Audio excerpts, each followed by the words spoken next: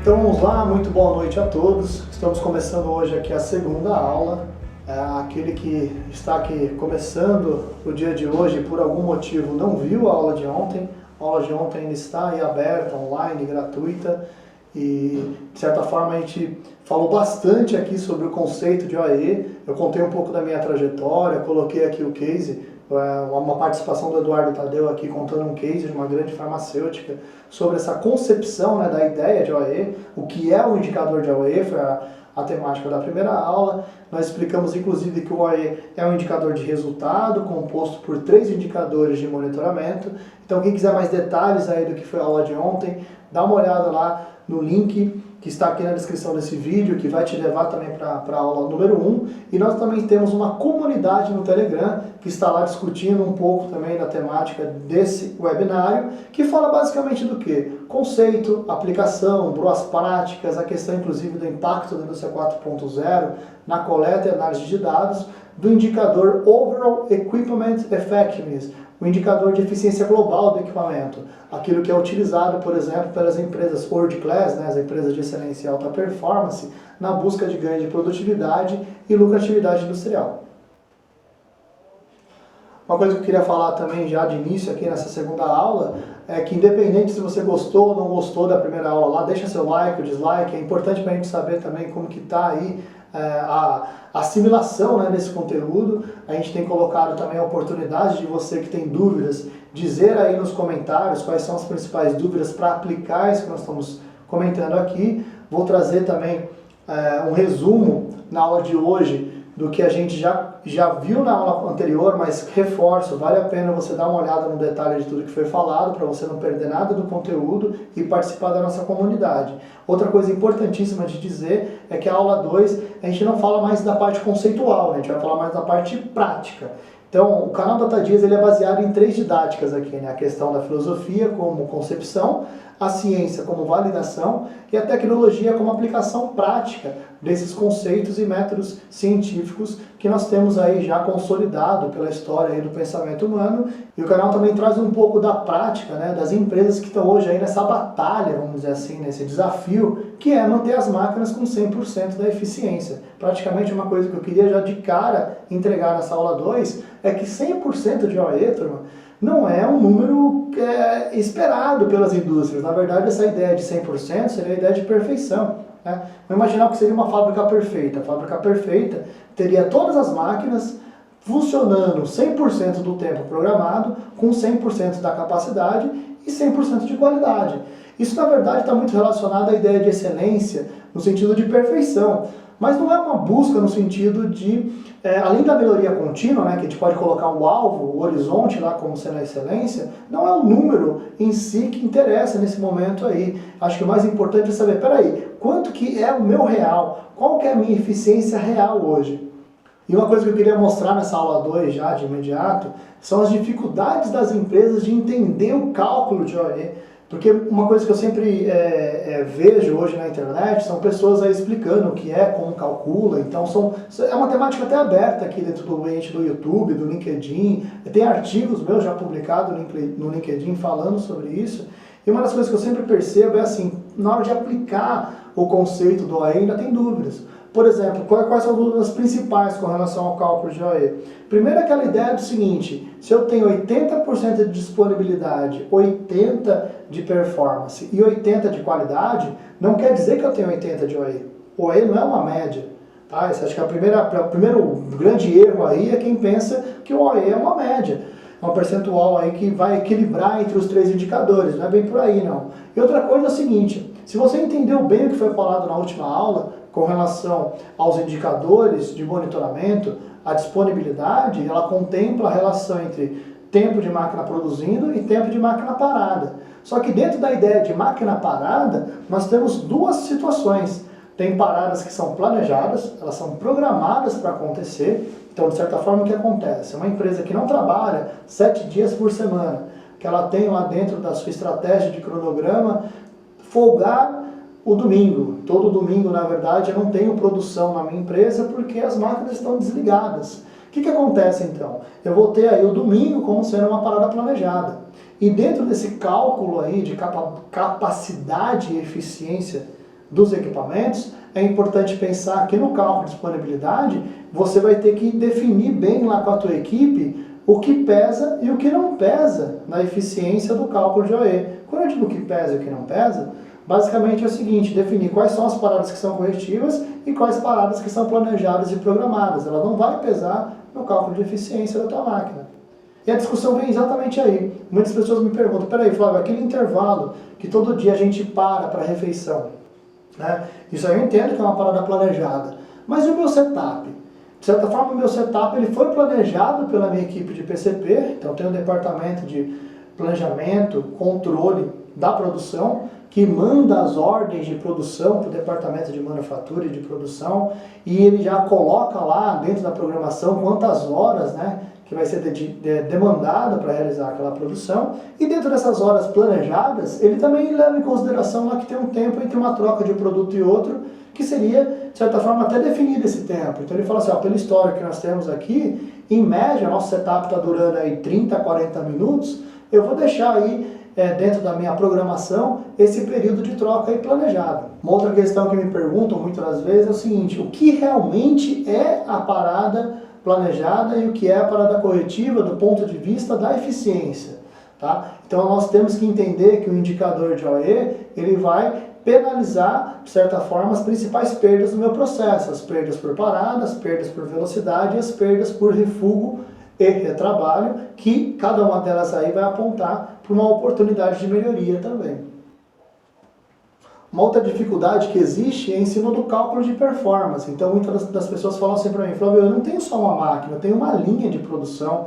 Eu tenho lá, por exemplo, numa linha de envase, o início é o envase, mas depois a rotuladora tem uma etapa de colocar o rótulo na embalagem, a tampadora tem a fase dela de tampar a embalagem, e no final tem uma caixa, uma paletizadora, um empacotamento, então são 3 etapas aí. Como é que eu calculo então a performance se cada uma dessas etapas aí tem um ciclo padrão determinado? Tem outra situação que acontece muito hoje nas empresas, e está cada vez mais difícil essa questão, por exemplo, de quantificar exatamente a minha mão de obra, né, que é o tema que eu vou colocar aqui, que é como determinar então a performance dentro de um processo que ora tem 2 operadores, ora tem 3, e num momento como esse de pós-pandemia, ou de pandemia mesmo que nós estamos vivendo, eu tenho aí, muitas das vezes, que tocar minha produção com uma quantidade diferente do que foi planejado, de mão de obra. E aquilo impacta na minha performance. Quer ver uma outra coisa que tem acontecido bastante com as empresas? É a falta, por exemplo, de matéria-prima, ou o uso de matérias-primas alternativas, matéria-prima que é contratipo daquela que é a padrão, também tem impactado muito no cálculo de performance das empresas. Então, por exemplo, quando eu tenho uma matéria-prima que é padrão no meu processo, a minha máquina consegue demandar a capacidade produtiva mais próximo do ideal. Porém, se eu troco de matéria-prima por algum motivo, e aquilo gera um pouco mais de refúgio, aquilo gera um pouco mais de retrabalho, vai impactar no indicador de qualidade, assim como pode impactar nesse cálculo de eficiência, quando há uma alteração da velocidade real da máquina comparado com aquilo que era o padrão. E muitas das empresas têm dúvidas ainda em definir o ciclo padrão, principalmente porque, se a gente parar para pensar, qual é o método, vamos pensar agora, porque essa aula é ciência, né? Qual é o método científico que as empresas entenderam que é o mais adequado para a definição de tempo de processo? Basicamente é colocar um cronômetro. O início, por exemplo, das minhas atividades, eu estava contando um pouco da minha trajetória na aula 1, quem quiser conhecer um pouco mais aí dessa trajetória, além do próprio currículo que está lá exposto no LinkedIn, vocês podem dar uma olhada também na aula 1, que eu contei um pouco da trajetória, e dentro daquela conversa que eu tinha passado para vocês, a respeito de qual foi as dificuldades que eu encontrei ao longo da aplicação e do entendimento desse conceito na prática, uma das coisas que eu lembro, com uma característica muito importante dos cases que eu consegui aplicar com a E, foi a primeira vez que eu cheguei numa empresa e me deram um cronômetro, por exemplo, para medir tempos de máquina. Então a primeira coisa que eu posso falar é o seguinte: se você pega um cronômetro hoje para medir a eficiência em tempo real lá do operador, a própria medição sua, o próprio, vamos dizer assim, papel do observador ali naquele momento pode interferir na performance. Vou dar um exemplo prático. Você chega com um cronômetro para medir lá a operação, aquilo que o operador está fazendo, dependendo da postura do operador, ele pode cadenciar aquilo e não te trazer a velocidade real, que é o que ele está fazendo. Exatamente por quê? Porque ele pensa assim, pô, o cara está determinando a meta de produtividade, ele vai colocar aqui muita coisa para eu fazer, se eu der uma cadenciada aqui agora, talvez o meu ciclo aqui fica mais fácil para poder atender. E também tem um outro tipo de perfil, aquele cara que é mais ou menos o seguinte, ele quer mostrar serviço, ele quer mostrar inclusive que ele sabe fazer, e a tua análise lá de cronoanálise acaba sendo uma fotografia daquele cara que realmente é o mais eficiente, mas não é o teu padrão de processo em todas as etapas do roteiro de produção. Então, tanto quando eu tenho um cronômetro analisando em tempo real o que está acontecendo, eu também tenho que fazer medições, fazer análise ali de, vamos dizer assim, qual que é a média, né, o ciclo médio real de operação. E uma coisa importante de dizer é que esse ciclo vai determinar tanto a questão do prazo de entrega, quanto a questão do custo. Isso já foi comentado na primeira aula também. E aí nós estamos relacionando, inclusive, aqui a questão do OE com parte financeira. Uma das coisas que eu já até queria entregar aqui para vocês aqui de importante é essa relação da gente sempre relacionar o OE com o tempo e com situações relacionadas ao custo operacional e parte financeira. Se eu consigo, por exemplo, saber quanto vale 1% de OE na minha operação, ao determinar metas de melhoria contínua de ganho de produtividade, eu também consigo projetar o ganho de lucratividade, o ganho relacionado à redução de prazo de entrega e, principalmente, vamos dizer assim, a ergonomia do meu operador, para que ele consiga lá cadenciar aquela produção, fazendo sim uma eficiência alta, mas sem demandar aí um problema relacionado à qualidade ou mesmo segurança operacional. E no que diz respeito aí, inclusive, à validação da aplicação prática do OE, no sentido de conseguir resolver problemas, né? Então, uma coisa bacana é que quando a gente começa a entender que cada parte do OE não só mede a eficiência das máquinas, mas também indica aonde que está a minha ineficiência, vale a pena a gente pensar também que ao descobrir quais são as principais ineficiências do meu processo, eu também consigo, ao sanar essas ineficiências, ser mais produtivo. Basicamente o que a gente utiliza no dia a dia, isso daí é inerente a toda e qualquer empresa, é ter lá dentro do cálculo de disponibilidade, não apenas a relação percentual, ou seja, quanto que eu perdi de parada. Ah, perdi 10% de parada, mas o que simboliza 10% de parada? Se eu tenho, por exemplo, um turno de 8 horas são 480 minutos. Dentro desse cálculo de 480 minutos, 10% de parada vai simbolizar 40 minutos de máquina parada num processo de 8 horas. Bom, onde eu quero chegar com esse cálculo? Que esse cálculo muda se provavelmente dentro do teu processo você não tiver 8 horas, e sim 7 horas, porque 1 hora foi parado para a refeição. E se você parar para pensar, essa 1 hora de refeição, se não foi planejada e de alguma forma aconteceu de intervir na tua máquina, ela já estoura esses 10% aí de parada. Ou seja, 60 minutos é mais do que 48 minutos. E uma coisa importante da gente pensar é o seguinte, que eu estou falando de minutos, mas pequenos segundos que eu perca de performance, ou pequenos segundos entre um ciclo e outro de operação, também pode impactar de forma muito grande, ou seja, as microparadas, as pequenas paradas que ocorrem e que muitas das vezes no papel, lá na anotação do operador, aquilo não fica registrado, hoje fica muito fácil a gente identificar através de coletores de dados que estão relacionados direto na máquina, capturar esse tempo de produção e o tempo de parada, e principalmente eu posso conseguir ter um Pareto das principais paradas. E quando eu falo de Pareto, é exatamente a aplicação estatística mesmo de análise de dados, análise gráfica. O Pareto é um estudioso que conseguiu identificar que 20%, vamos dizer assim, 20% do problema resolvido, ele pode impactar em um ganho de 80% no resultado. Ou seja, se eu tenho lá as 10 principais paradas do meu processo e eu ataco as duas maiores, é como se eu conseguisse ganhar aí talvez 80% de produtividade apenas por solucionar 20% dos problemas. E dentro dessa ideia de aplicar aqui o OE e solucionar problemas, eu trouxe aqui ontem um case de uma grande farmacêutica na voz do Eduardo Tadeu, e vou trazer aqui agora também um complemento desse case, uma aplicação da Érica. A Érica também fazia parte da equipe do Tadeu nesse momento aí onde houve aquele case que foi comentado na aula 1, só que ela trouxe aqui um case especial, né, da aplicação aqui de Six Sigma. Ela estava se formando lá na certificação de Green Belt e conseguiu utilizar essa relação aqui de OE, de parada, produção, né, de máquina, para poder conquistar aí o certificado de Green Belt dela. E ela trouxe aqui um compartilhamento de um pouco do case, né, da aplicação prática do OE e como que isso tem ajudado ela nos projetos e como que ela realmente já aplicou e teve resultado e como que ela, vamos dizer assim, economizou milhões, né, de certa forma, para essa grande farmacêutica aí. Olá, meu nome é Erika Patrícia, tenho 23 anos, sou engenheira de produção formada na PUC, com experiência em grandes indústrias farmacêuticas, atuando em excelência operacional. No cenário atual que vivemos, no mercado competitivo, tempo é dinheiro e está conectado diretamente com o preço final para o consumidor. Esse tempo envolve vários quesitos, como mão de obra, custo com máquina, com insumos e etc. Como o indicador pode te ajudar? Como ganhar tempo transformando dados em dinheiro? Vamos falar sobre o projeto Redução de Paradas Corretivas causadas por comprimidos quebrados em uma grande indústria farmacêutica. No Seis Sigma, utilizamos a ferramenta DMAIC, onde temos as seguintes etapas: definir, mensurar, analisar, melhorar e controlar.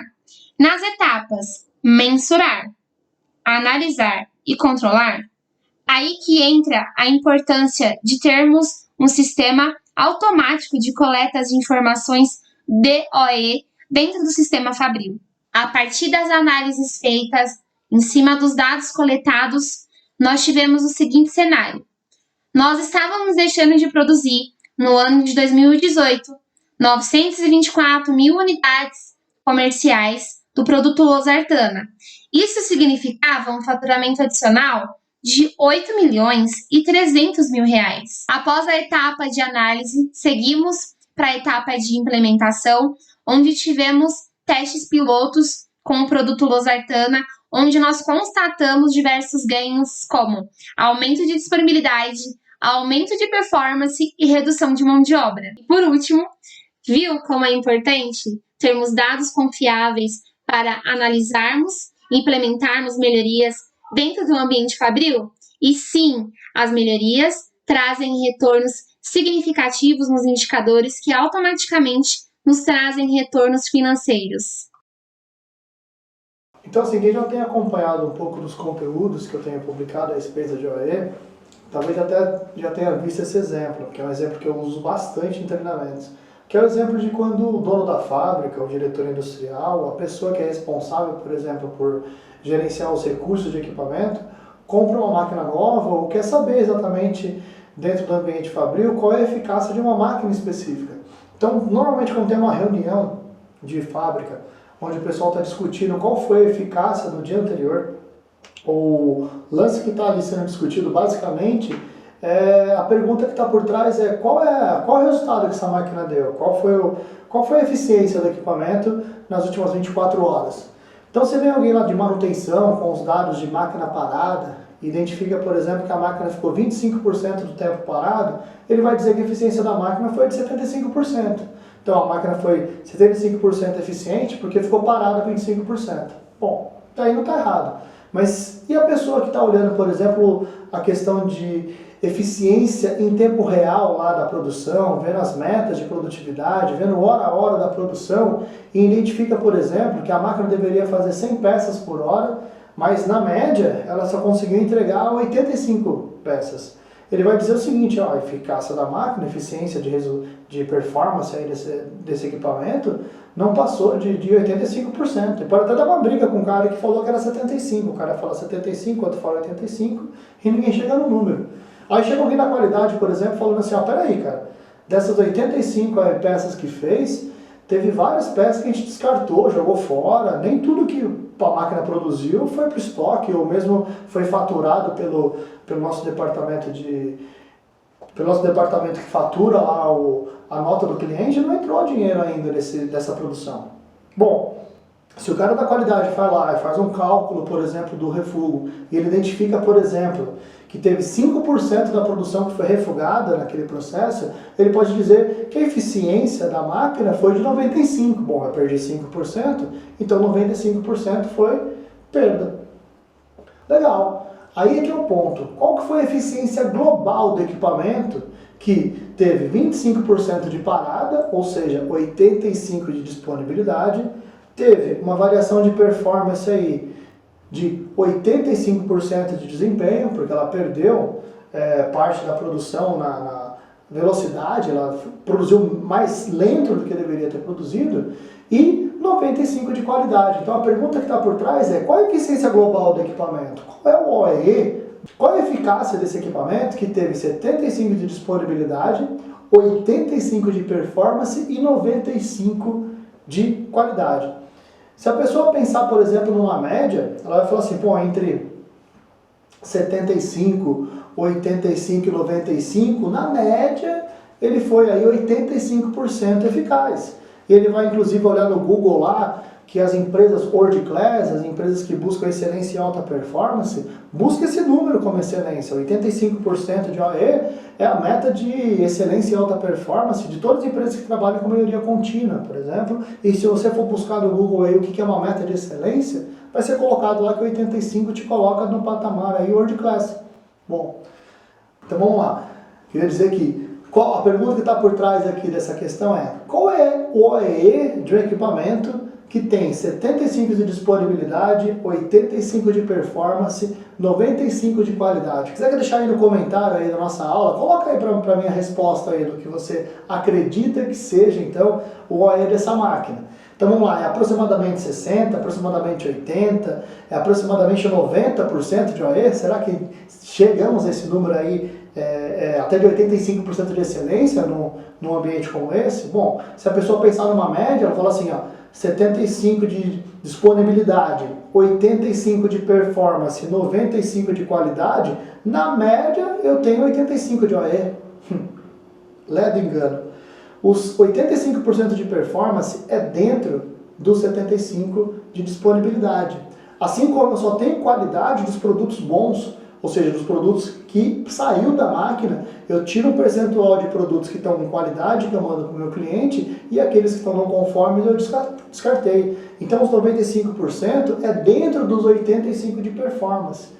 E aí é que é interessante pensar que 75% de disponibilidade, 85% de performance e 95% de qualidade vai dar aproximadamente 60% só de OE. Então eu queria dizer exatamente isso, né? Não é uma média. A primeira coisa que eu queria deixar claro nessa aula é que o OE, o cálculo de relação entre disponibilidade, performance e qualidade, não é uma média. O principal erro que eu vejo aí para quem calcula isso de forma equivocada é acreditar que isso é uma média. Aquilo que eu comentei na aula anterior, né? 80 de disponibilidade, 80 de performance, 80 de qualidade, não quer dizer 80 de OE. Na verdade, 8 vezes 8 vezes 8, é como se tivesse metade do tempo parado, é 51 alguma coisa aqui, o número real de OE. E nesse exemplo que eu estou dando aqui de uma reunião, que o pessoal está discutindo a eficácia de apenas uma máquina, que tenha 75 de disponibilidade, 85 de performance e 95 de qualidade, nós temos no final das contas 60,50 de OE.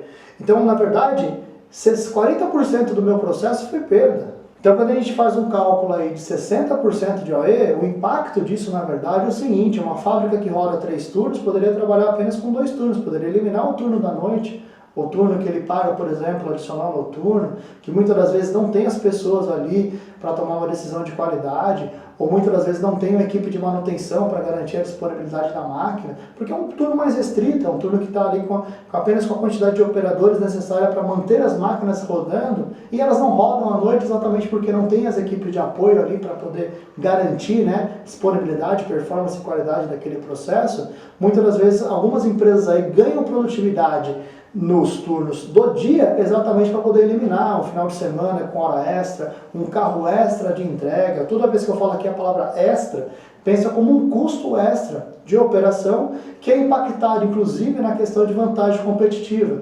Eu costumo dizer que as empresas de excelência e alta performance, elas ganham, na verdade, concorrência com os outros ela ganha concorrência ali, basicamente porque tem melhor preço, melhor qualidade e que consegue entregar aquilo num prazo mais curto.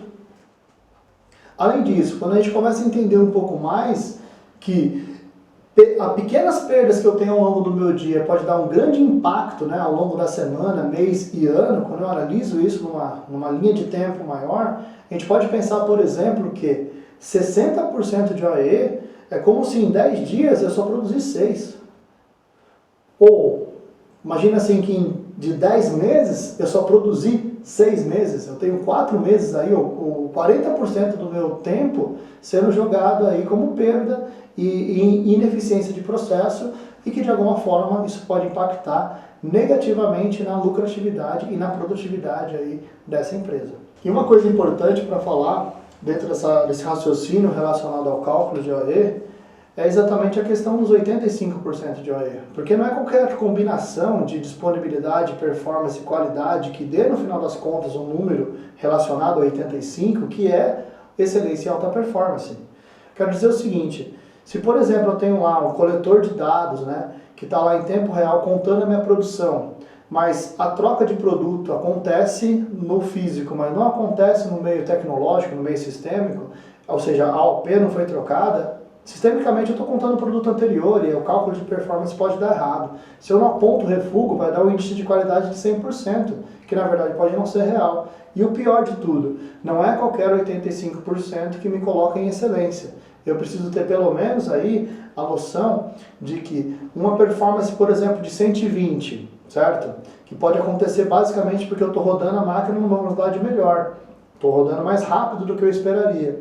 Porém, do outro lado, eu tenho uma parada aí de 20%, no meu cálculo de OE, eu vou estar em 100%, mas eu perdi em disponibilidade, ganhei em performance e empatei no 0 a 0 aí, sendo que no caso, o que aconteceu na prática? Eu ganhei produtividade, meu ciclo padrão não está atualizado, essa que é a verdade aí, porque essa ideia de 120% de performance quer dizer que o ciclo padrão lá não foi cadastrado da maneira correta, não foi pensado a relação correta entre real e padrão.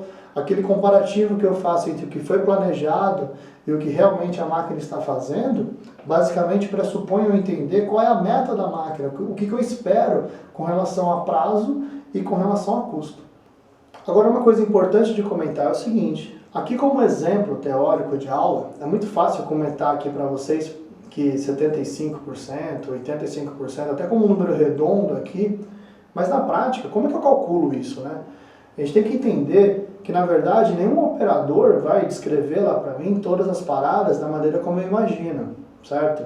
E o que ele vai colocar é a percepção dele no papel de quantas horas a máquina rodou e de quantas horas a máquina ficou parada. Normalmente, o operador vai dizer para a gente assim, olha, parei 10 minutos para ajuste. Esse tempo pode ser de 8, pode ser de 9, como pode ser de 12. Ele colocou ali 10, na verdade, como se fosse um número redondo ali que ele colocou no apontamento dele. Isso prejudica muitas das vezes a gente entender qual é o número real de disponibilidade.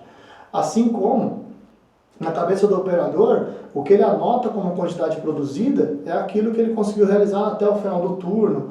É como se fosse uma conta de chegada, né? É o quanto que eu consegui realizar até o final da primeira hora do meu dia, quanto que eu consegui finalizar até a hora do almoço, eu vou anotando lá a quantidade produzida. E na verdade o cálculo de performance é em cima de cada operação. Então uma única maneira possível de eu ter um controle preciso de performance seria se eu conseguisse medir em tempo real exatamente quanto que a máquina fez e comparando quanto que ela deveria ter feito. Isso ciclo a ciclo. Até por isso, até fazer um convite para vocês, na aula de amanhã, nós vamos falar muito sobre a questão aí da aplicação da indústria 4.0, coletores IoTs, coletores que fazem exatamente a questão do apontamento do operador e até mesmo para uma maneira de tirar o papel da produção lá, nesses projetos relacionados a paperless, né? Hoje o papel virou um meio de contágio. Você imagina que ao mesmo tempo que o operador está lá com a mão dele, que pode até estar com uma luva, ele pode até ter, sei lá, passado álcool gel, mas ele interagiu lá com uma caneta, um papel, escreveu aquilo lá, esse papel vai ser levado por uma outra pessoa, até alguém que digita isso daí. Essa digitação, na verdade, desse apontamento vai para um outro sistema relacionado aos dashboards, ou mesmo o próprio gráfico de Excel, ou uma planilha lá de PowerPoint, onde o cara coloca os paretos das paradas, ou mesmo o número, né, que ele conseguiu relacionar aí do cálculo que ele fez de performance, qualidade e disponibilidade, e até mesmo esse passo a passo aí do apontamento, hoje, no momento de pandemia, acabou sendo uma das tarefas a serem eliminadas. Nós estamos eliminando não só a documentação técnica que transita na operação, mas também os papéis relacionados ao apontamento. E dentro desse conceito, o grande desafio hoje é a gente trabalhar aí com gestão online da produção. A gestão online que eu digo, ela pode ser não só remota, pelo fato de muitos gestores estarem de home office, o pessoal, por exemplo, do PCP tendo que comprar matéria-prima, tendo que olhar quanto que está o estoque de produto acabado, tendo que dar reportes ao cliente do prazo de entrega, tendo que realmente negociar, às vezes, com o fornecedor matéria-prima alternativa, tendo que ver quantas pessoas realmente está indo nesse momento para a fábrica e poder montar as equipes lá de turnos. Então, assim, esse desafio hoje da gestão online da produção, seja ela pelo fato de ser remota, ou mesmo pelo fato de eu ter que ter a informação em tempo real, e dentro dessa tratativa de apontamento manual, vamos chamar de apontamento manual, essa questão da maneira como o operador escreve no papel, a gente pode pensar da seguinte maneira: o apontamento manual acabou sendo uma coisa obsoleta para quem trabalha em 2021 com gestão do OE. E no caso, por exemplo, do desafio de se trabalhar com tecnologia, o desafio de trabalhar com apontamento automático, a gente tem aí o grande impacto, né, dentro do universo de coleta, análise de dados, da indústria 4.0, esse desafio de trabalhar também com a validação, não só do conceito que foi passado na aula 1, né, o conceito mais, vamos dizer assim, mais teórico do que é o entendimento da eficiência global do equipamento, mas também a parte científica, a questão da métrica, né? O quanto que a gente consegue validar esse conceito dentro da parte científica. Também tem a parte tecnológica, o quanto que eu consigo aplicar de tudo isso que nós conversamos. E por que é importante saber aplicar toda essa relação? Porque no mundo real não existe números redondos, não existe números assim fáceis de você fazer uma conta de cabeça e chegar rapidamente no resultado. Ou seja, até mesmo para você calcular a disponibilidade de uma máquina, você vai ter que calcular tempo a tempo de parada e cada evento de produção, quanto que a máquina conseguiu entregar em tempo real. Além disso, ele vai ter que apontar para a gente, talvez aí, todo o descarte ou todo o retrabalho, né, quando repassou mais uma vez na máquina, em tempo real. Se, por exemplo, eu espero para terminar o meu turno, para depois apontar isso daí de alguma forma no relatório, é como se eu olhasse meu gráfico de OE bonito lá, 100% de qualidade ao longo de todo o turno, chega no final do meu turno ele cai, porque o apontamento aconteceu apenas naquele evento. E a gente vai conversar um pouco também sobre a própria relação, né, do ser humano com a tecnologia e os desafios, né, de gerenciar não só comportamentos de pessoas e comportamentos de máquina, mas o comportamento tecnológico aí dos equipamentos relacionados à coleta e análise de dados. Então essa também que acaba sendo o nosso convite para a aula de amanhã. A aula 3 começa às 20 horas, é o último dia aqui desse webinário.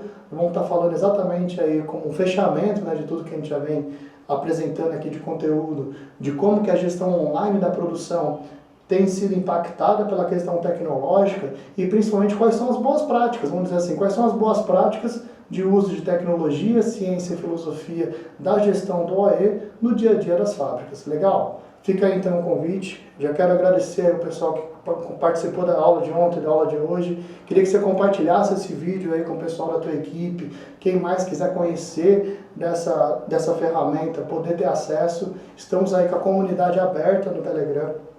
Uma comunidade aí que está ajudando o pessoal que está acompanhando essas aulas aí a não perder nenhuma delas. Então, inscreve-se no canal, coloca aí a ativação da notificação. O que você gostou aí, já deixa o like. Aquilo que você acha que pode ser melhorado também, coloca o dislike, coloca o comentário. Coloca suas dúvidas no comentário, inclusive para a gente poder aí responder, né? Caso alguém ainda ficou com alguma dúvida da aula de ontem e de hoje, nós temos a aula 3 aí para fechar esse conteúdo e esclarecer todas as dúvidas para que vocês consigam não só entender, mas fazer a gestão do OE. Legal? Obrigado pela presença, até a próxima.